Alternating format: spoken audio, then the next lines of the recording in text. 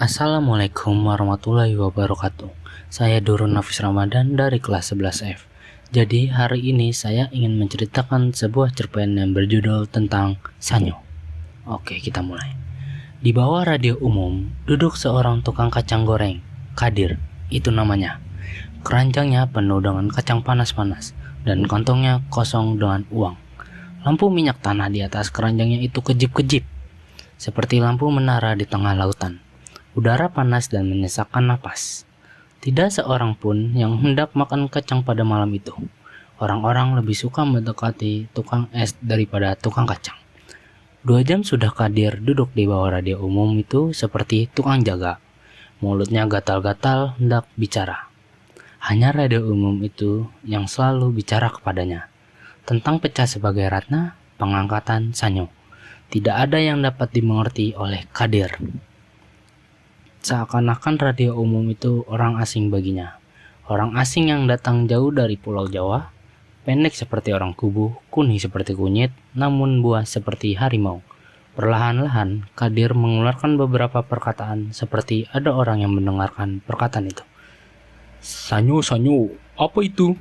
San, aku tahu. 3, yo? Kadir berpikir. Tiba-tiba katanya, apa perlu berpikir? Jika kacangku tidak dibeli orang, mampuskah Sanyo itu? Kacangku tidak juga akan laku oleh karena itu. Seorang tukang es lilin mendekati Kadir. Topi tukang es itu lebar seperti patani. Celananya robek-robek, ia tidak berbaju. Badannya setengah putih, setengah hitam, seperti bunga pada gaun yang dipakai orang pergi dansa. Pikir Kadir, tentu es lilin itu akan bertambah enak dimakan jika melihat bunga cita itu.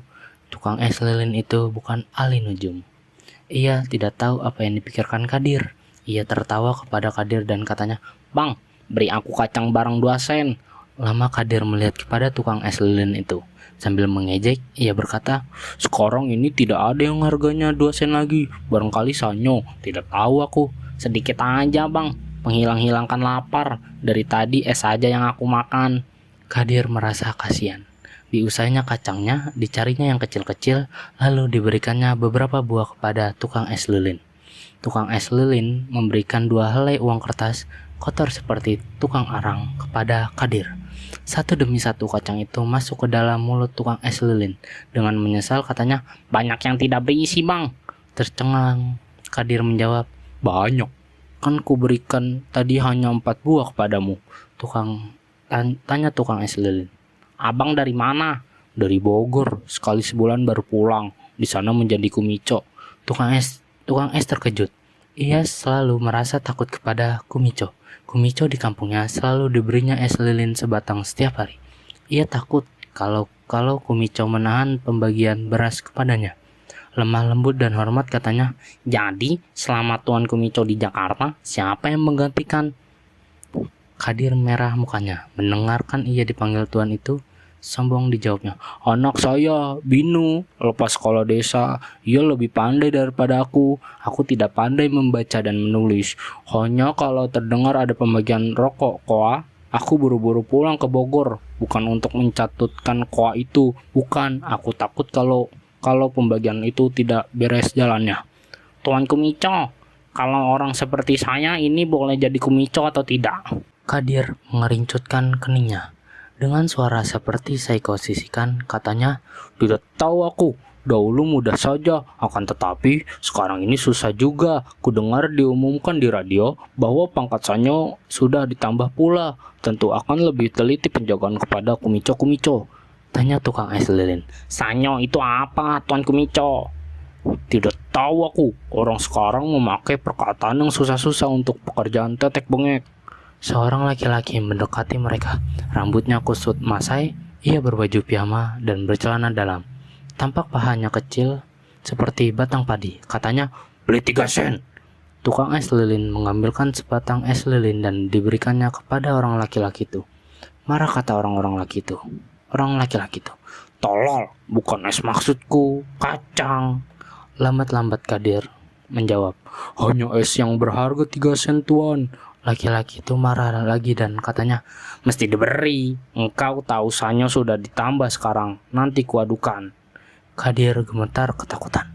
Dipilihnya kacang-kacang yang kecil, diberikannya kepada laki-laki itu.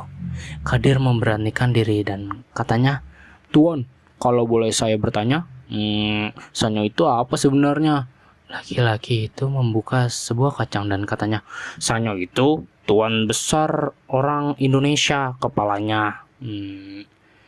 Orang laki-laki itu membuka sebuah kacang lagi, namun tidak berisi. Dengan marah dilemparkannya kulit kacang itu kepada Kadir dan keras-keras katanya, "Seperti ini, hampa."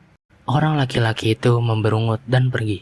Kata Kadir kepada tukang es lilin, "Dari sekarang aku mesti mengetahui arti sanyo. Dipertakutnya saja aku dengan perkaraan itu. Siapa tahu sanyo itu orang biasa saja, tukang catat misalnya." Tukang es lilin mengeluh sambil melihat ke badannya. "Sekarang ini serba susah. Badan kita seperti es lilin saja, bertambah kecil juga. Akhirnya habis menjadi air, dilemparkan orang." Jawab Kadir, "Aku melihat dari jurusan lain. Kita sama dengan es lilin, sama-sama digigit dan dihirup orang."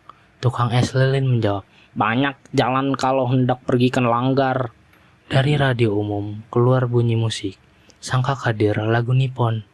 Tetapi di pertengahan lagu itu kedengaran, "Ya jiwa." Kadir bertepuk dan katanya, "Ah, enak ini, keroncongan modern barangkali." Kadir dan tukang es lilin terkejut. Di mukanya sudah ada seorang laki-laki pula.